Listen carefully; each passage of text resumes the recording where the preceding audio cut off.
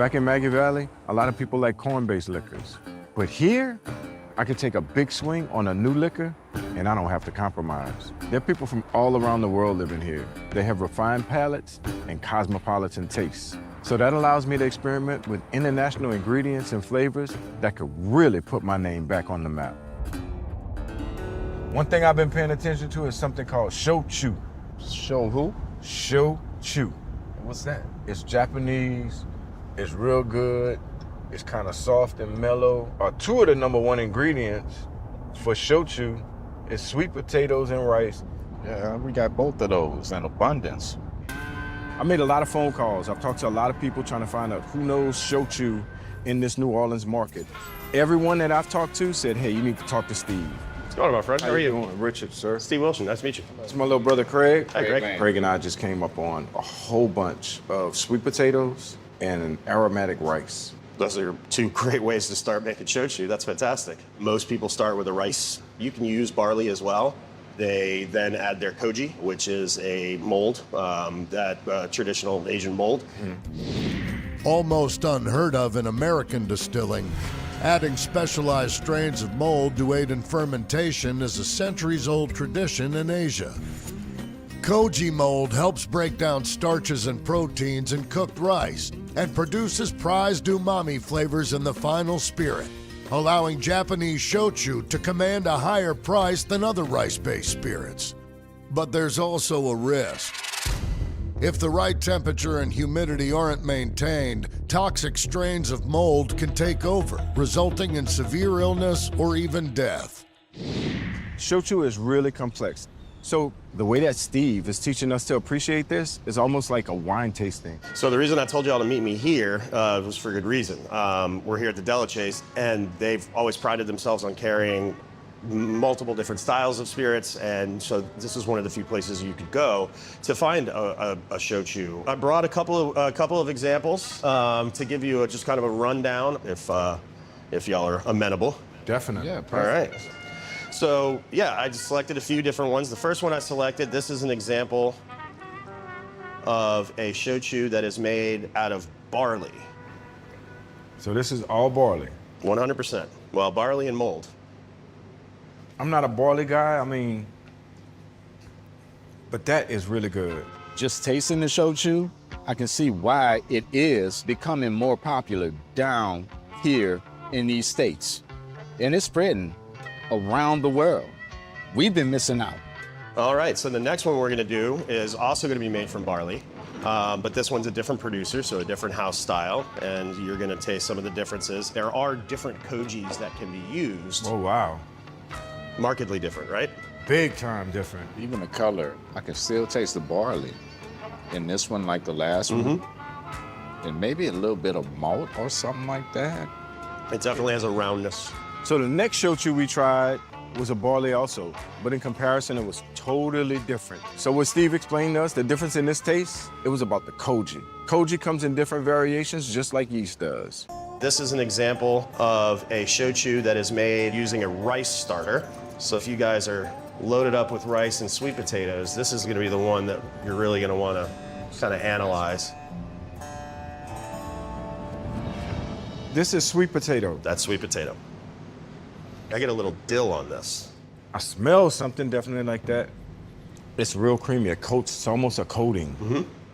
Good shochu easily sells for $75 a quart, especially since most of it has to be imported into the United States. But if I can make a shochu just as good, I can sell it for half the price and still make a profit.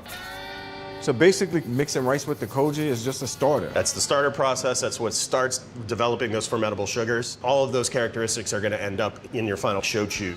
Now we have all the information we need to make a real good shochu. We got it from a reliable source, and I'm confident that we can get into the woods and we can make a real good product. It's been 7 days. This is the moment of truth. It's hot down here right now. It's really, really humid. That should be perfect for this koji to grow. And we're about to find out if it grew. Smells like alcohol. God, look at that. To me, this rice definitely looks moldy, but I've never done this before, and I'm not sure if it's right. Craig? I just hope that this is the koji mold that's working, because if this is some other type of mold that's taken over, this could be disastrous. That's mold for sure. I want to try it, but I'm scared to try it. We too far from a hospital. I'd die out here. Yeah, for real. The only way to know if we got this koji mold right is to smell it. It smells sweet and kind of like shochu. This is actually a pleasant smell to say they got mold growing on it, man. The flavor that I'm smelling is exactly the flavor that I tasted in the shochu that Steve gave us to try in New Orleans. There's no other way to get this flavor other than using koji mold. Let's go take us a little trip, man. I love this, man. We ain't gotta worry about nobody coming steal the moonshine, steal from us. All the alcohol. All the alcohol. I have a friend who has a hunting lease in the middle of the Chafalaya Basin. Ain't nothing over there but alligators and mosquitoes. Ain't nobody going back there to disturb us. This is hella remote, man. You ain't seen nothing yet. It's the swamp, for real. See, I knew what I was in store for. When he told me this was his old hunting camp and it was way off in the back of nowhere, I knew it was gonna be a long ride, but man, I didn't think it was gonna be this long. We are way in the back of nowheres right now. See, that's the first set of camp. That's how we know we're coming close. It's our spot. This is the spot nobody comes to. Right off in there. Let's get to work. This is definitely historic. Man, this smells like yams. We are making a Creole shochu. This one's light. In the bayous of Louisiana. It don't get no better than this. So we're gonna boil these sweet potatoes down. We're gonna add them to our koji mold, throw them in a barrel, and let nature do what it does. We'll be making shochu. One barrel done. So to mash these potatoes in, we're gonna boil them down real good, make sure we can mash them up real well. Oh yeah. Yep, that's what a yam's supposed to smell like. Oh, they slice through easy. I can mash them like potatoes. They are potatoes. There we go. Ah, let's get some water, Craig. We got our 100 pounds of potatoes cooked. Here we go. That's that good koji right there. We're gonna mix this with the koji mold. This is the moment of truth right here. I'm gonna break it up real good so the yeast can enjoy it. Man, you smell that smell? It definitely did a conversion on this rice because this rice even smells sweet. If this koji is anything like the smell I'm getting right now, then we're in business.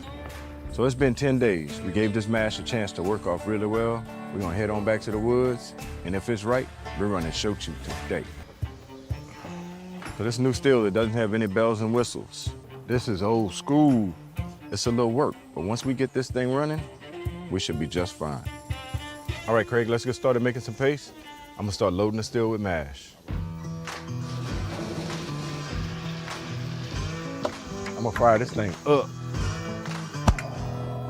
Boy.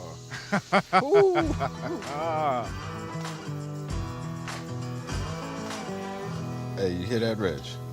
Yep. That Let me thump. see something.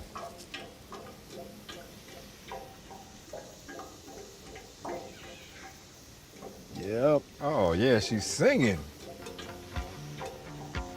All right, this thing is hot. For real hot. We should be making liquor in a second. Yep. Craig, look, we running. We're on our way with the shochu. You can smell the sweet potatoes. You can smell the rice, the aromatics. It smells just like shochu, and I can't wait to taste it.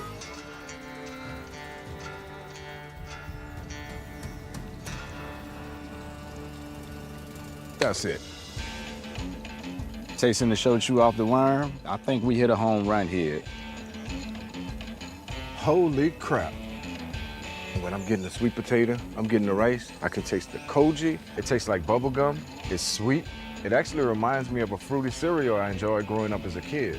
If somebody would drink that bottle right there, they would swear that we bought that off of the show. This shochu is gonna put my name back on the map because people are gonna love it and they'll be willing to pay for it. Man, I can't wait to start making calls and letting people know what we got here.